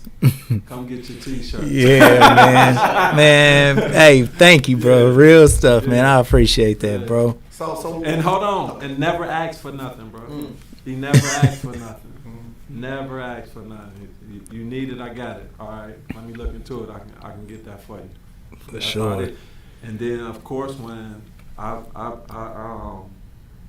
take his business or use his business, I don't say, SMED, give me a discount. Right. The price is the price. Yeah. Because I ain't going to Macy's asking for that. Yeah. So why come to him and say, let me get a discount? Because the price is the price, man. Sure. And that's how we gonna support each other. Man, that is so cool, bro. I'm thankful, bro, for real. So with you already being legendary when it comes to sports, you being legendary when it comes to being a principal as well, What other path could you have chose if you completely focused on something other than basketball or being a principal? I should have been a baseball player. What? Right now, signing 10-year, $460 million contract. I should have been a baseball player, pitching with both hands. I probably would have had that $1 billion contract, man. I should have been a baseball player. But my proudest thing, man, is my 2 sons. But more proud than that is my wife, man. I've been with my wife since I was 16 years old. That's hard. I met my wife at Dunbar High School. I told her she was my wife before I even knew her name. As soon as I saw her, I was with Rob Williams. I said, that's my wife right there. He said, no, she go with such and such. Chiefy, guy played on the football team. I said, I don't care who she go with. I said, that's my wife. What? That's hard. And we've been together and I ain't saying every day been perfect. Right, but we've been together since we were 16 years old, man. Man. We started, here's another nugget. We started going together the day I won the state championship. Oh! And she was a cheerleader. Kicked on Chiefy right to the curb. Now Chiefy somewhere, Pookie. Pookie smoking now. He done moved to Detroit. He got that Detroit. No, that's just shout out to you wherever you at, cuz. I mean, we friends, he friends, but you know, hey. I just mess with you, Chiefy, man. I knew what I wanted, and that's what God told me was gonna be mine, and I claimed it. So that's what it was. Man, so here on the Legendary People podcast, we have this thing called the butterfly effect. Either something you said in the course of the interview or something I found in the course of my research that I found truly profound and amazing, man. Like, for you to come from a whole different, space, like Detroit, you know what I'm saying? For you to go through all the stuff you went through, those type of things helped you later on when you came to helping kids that were in similar circumstances that like you were in. Absolutely. So those type of things made you great when it comes to being, you know what I'm saying, like a principal, like a person, a mentor. But the part that I find the most like dope is the fact of you could come here, hear about the competitions over there, then you say, all right, I want to go play at that level. Right. To go there, to not be scared, and then for you to find home, real estate there. And then, the situation with the signing day, that's something that's with paperwork. Right. And the fact that you did not even hold it against the alumni or things like that shows who you really are. Well, hold it against Dayton Public School and athletic department. I didn't hold it against. The alumni was behind us. Let me just say that. Exactly. Yeah. Exactly. Like, that shows, like, your true, like, humility, man. And, like, I looked into it and, you know what I'm saying, like, you don't work with, you know what I'm saying, the Coach Haley's, the Dixons, Pullen, yeah. You know what I mean? Chastain and things like that. Yeah. But I really looked into, like, you know, so like Thomas Webb was your principal back then. Oh my God! You know what I mean? And not everybody. My father, man. That was my father when I moved here. Thomas Webb was the father to us. Like, yeah. And the way I see them celebrate Thomas Webb is the same way I see them celebrate you. So I want to say, bro, like, you are unequivocally a legend, man. I appreciate you sharing this story with us, man, because it's going to help the next generation. That's what the butterfly effect is. What you're doing today, all the stuff you've done, are things that are going to be positive things going forward for other people that you help, man. Thank you so much for coming to our podcast. I appreciate it. Yep. My last shout out, man, I'm at Horizon Science Academy, Dayton High School. We're enrolling right now. Come on, get it. Man. Rolling, baby. And my last observation before we pull tight is, you got some comments over here where Shay Barker said, I love him. He remembers, she meant to say he reminds me, but she said he remembers me of Joe Clark as a principal. And, like, bro, Joe Clark is somebody who goes and transforms a situation. And he knows how to handle the kids, man. I wanted to ask you a question, like, how do you balance being firm and being a for real disciplinarian and also showing the love and compassion that kids need in order to not be discouraged? By allowing them not to make excuses.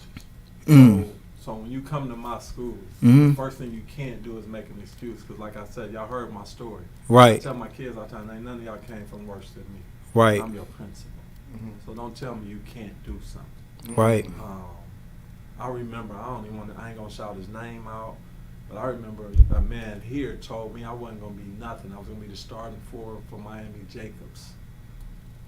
So every accolade that I got, I sent it to him. Mm-hmm. My high school diploma, my degree, my master's degree, my acceptance to doctoral school, my principal's certificate. And at one time I heard him bragging about me, like, yeah, that's one of mine. You didn't know you was my motivation. I'm not one of yours. It's my motivation. So if you want to claim me as that, one of yours in that aspect, but not that you did something for me. You did something for me by motivating me, telling me I wasn't going to be nothing. So I made sure I'll be everything. But I tell my kids, you can't make excuses. But I also tell them I understand where you're coming from. But I also hold you accountable, too. So things that, like, you know, my kids know you can't wear your hoods, you can't wear your hats. So you get caught in that or you get caught cussing, break down and give me 25 push-ups right now. Mm-hmm. That's in lieu of going to the office, you calling your parents and doing that. But if you don't want to do 25, I call the parents. And guess what the parents do when they come up? Boy, give them 25 push-ups right now. Mm-hmm. Matter of fact, give me 50 because you made me come up here. Mm-hmm. Right. Those type of things, letting them know I love you. And then hugging them, telling them like, look, that was yesterday. Today, every day. I fist pump every student that come in the building every morning. I hug every student that will allow me to hug them when they come in the building. Mm-hmm. When I come in, if I'm not there and I don't, there are students lying at the door ready to fight me. Like, where was you at yesterday? And I had to go to the doctor. Why you ain't tell me? I'm sorry. I ain't get my hug. I ain't get my fist bump. So give me 2 today. Not a problem. Mm-hmm. Just showing love. But those things I learned over time, like you talked about learning over time. But no excuses. Hold you accountable. Showing you what you can be. Showing you what you will be. And then also showing you what I see in you. Man, bro. And helping you get there. So that's how I hold my kids. Man, it would be so cool to be able to not only build our legendary time machine, but also build a cloning machine so we could have more bros like you as a principal. Come on over, though. Man. Don't listen to me because I don't want people to come on over to the school. And come to the school, man. Man, bro, I want everybody to take your kids to Horizon because, like, your child needs this type of love and encouragement, man, and discipline. For sure. The kids is gonna flock to that, man. But the staff build off that too, so the staff give the same type of love. So I right. people and I mold people to do the same type of thing for our kids. Our kids are number one. Yeah, you man. Come to my school, you ask the staff who's number one. They're gonna say it's the kids first here, then the staff, then my parents. Mm-hmm. That's just how it is for us. And I do it in that order because parents do a great job, but I got them for 7.25. So sometimes I have a relationship with them that you might not have, or a teacher gonna have a relationship with them that you're not gonna have. Definitely. You working, you doing all the things to provide for them.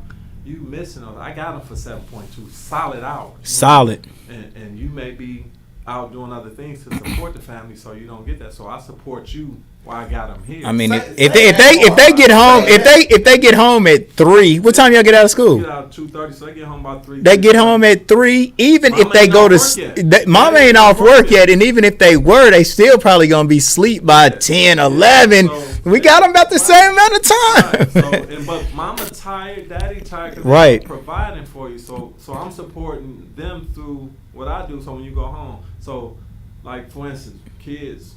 You can't disrespect your parents in front of me. Mm-hmm. Why? Because I wasn't allowed to disrespect. I ain't telling you. So one of my sayings, I ain't never trying to change people. I allow you to be who you are. Mm-hmm. But I'm just going to tell you how you get to act here. So if you're allowed to be an a-hole, a butthole, and all of that at home and cuss out your parents, and all that, you do it at home. But in front of me, in front of my staff, and in my building, you talk correct to your mom, your dad. You act this way. It's like that thing when you go over SMED house and SMED say, you got to take your shoes off coming up in here. Yeah. You either take them off or you leave. Right. So you make a choice. Right. He ain't trying to change it. He just saying, in my house, you got to take your shoes off. So either if I want to come in his house, I'm taking my shoes off, or I say, you know what, man, I ain't going to come in because I want to take my shoes. Not a problem. Man, so there you go. He ain't trying to change me. He's just telling me how they act in his house. So I got to respect that, and that's all I do. I say, I ain't trying to change you, but in here, this is how we do things. So if you want to come in here, this is how you got to conform. Now, you can go home, wherever you're allowed to be those things, go ahead. I'm cheering for you. But in here, Man, real stuff, bro. And we got a YouTube comment. We said, yeah, bro, share the history of the building of champion. This is LeRae Kratz, and he also said, that's my little bro. He a legend in Detroit and Dayton. So, my man, LeRae, big shout out to LeRae. What's up, big dog? And thank you, Jackie. She said, excellent interview. She obviously was talking to SMED. Exactly. Any good thing that somebody comments, they're talking to me. I'm like me, G. I'm wrestling. He's all nice to me. So, SMED, man, you pay some bills, man? Yes, man. Sheiks for breakfast, Agnes All Natural Grill for lunch, Michael Wright. If you ever get injured, theshoparea.com is like the baby Amazon. Delivery is always free from the store to your door in 4 business days. And when you want to get lit a little bit, get you some good old Kiara wine. Contact Antoine Cunningham on Facebook. Or you can pick up the wine at More for Less. Or you can find old Chiefy downtown on 5th Street and just take the bottle from him. No, I'm just playing.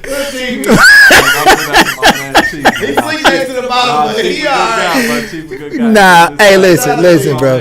Listen, or take it from SMED, because I'll be down there, too. Yeah. With a bottle of wine. I got one more bill you can pay, man. Oh, come on. So, right now, man, Horizon Science Academy Dayton High School is a sponsor of this podcast, man. So come to my school tomorrow, man. We donating $2,000. All we want you to do is mention us just like you mentioned everybody else. Let me put myself on camera. We donating $2,000 to be a sponsor, and hopefully What? come pick up the check tomorrow. That's hard. Yeah. Man, we in the Yes! You would have quitting. Man, I was talking about. No, I'm just playing. All right, but when he's talking about something we got to talk about later about the quorum and motherfucker.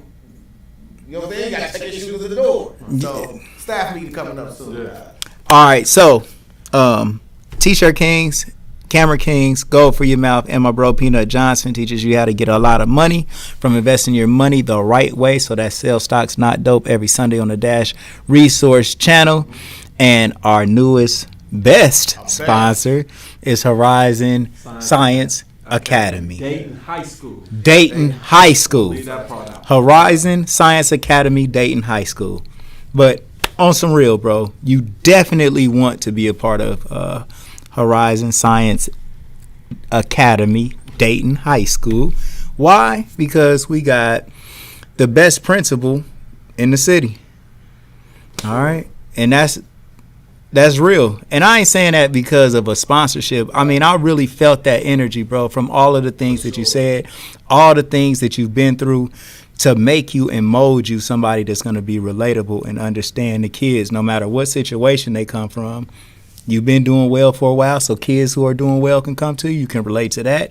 And kids who are going through some challenges, you can relate to that as well on the lowest level, you know what I'm saying, of challenges.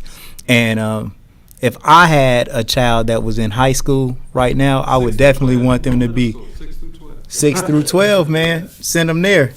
Send them there, man. We love everybody. Tomorrow, what we got, P? Real neighborhood news. We got Real Neighborhood News, and we got the Queen's Conversation tomorrow at 8:30. So you guys make sure that y'all 6 and 8, we great. check us out, man. Man, we love everybody. Anything else, P? I got I'm doing a speech tomorrow down at the I'm doing a 40-minute speech about how you turn in money from, you know what I'm saying, you work your 9 to 5 and then filter it into trading stocks. I'm going over the basics from down low to day trader. It's going to be great. Going down there to talk with the other, you know what I'm saying, young black entrepreneurs at the hub, man. It's going to be lit, man. All right. And Principal O'Neal, why don't you take us out with some good old words of wisdom, King? Man, just love who you love and be you at all times. Man, no doubt, man. Love everybody. We will see you guys tomorrow. Peace, peace, peace. Legendary people, legendary stories, man. Man, peace, y'all.